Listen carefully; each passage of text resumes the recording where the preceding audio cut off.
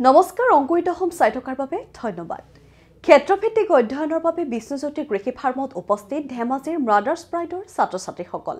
বিদ্যালয়খনৰ শিক্ষয়িত্ৰীৰ লগতে পঞ্চম শ্ৰেণীৰ 125 গৰাকী ছাত্ৰ-ছাত্ৰী উপস্থিত থাকে কৃষি ফাৰ্মখনত আৰু কৃষক দেৱজিৎ চাংমাই কৃষি ফাৰ্মখন পৰিদৰ্শন কৰে।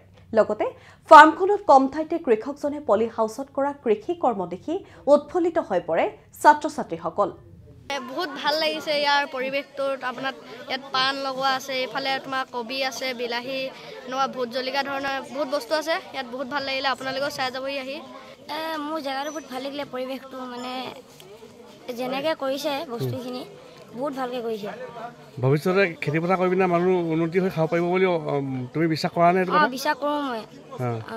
বিশেষভাৱে আমি মাদাৰ্ছ প্ৰাইড বিদ্যালয়ৰ পঞ্চম শ্ৰেণীৰ ছাত্ৰ ছাত্ৰীসকলক আজি ফিল্ড ভিজিটৰ কাৰণে লৈ আহিছিলোঁ। কাৰণ আমাৰ বিদ্যালয়ত আমি প্ৰত্যেকটো শ্ৰেণীতে এনেধৰণৰ বিশেষ জেগাবিলাকত লৈ যাওঁ আৰু আজি প্ৰায় 125জন ছাত্ৰ ছাত্ৰী আহিছিলে দেৱজিৎদাৰ ফাৰ্মলৈ। আৰু এই ফাৰ্মখনত মই ভবাতকৈ অধিক বেছি পালোঁ। মই দেৱজিৎদাক আগতে গম পাওঁ তেওঁৰ বিষয়ে, কিন্তু এনেধৰণৰ যে খেতি কৰিব পাৰে তো মই ভবা নাছিলোঁ যে ইমান কম জেগাত ইমান ধুনীয়াকৈ যে খেতি কৰিব পাৰে।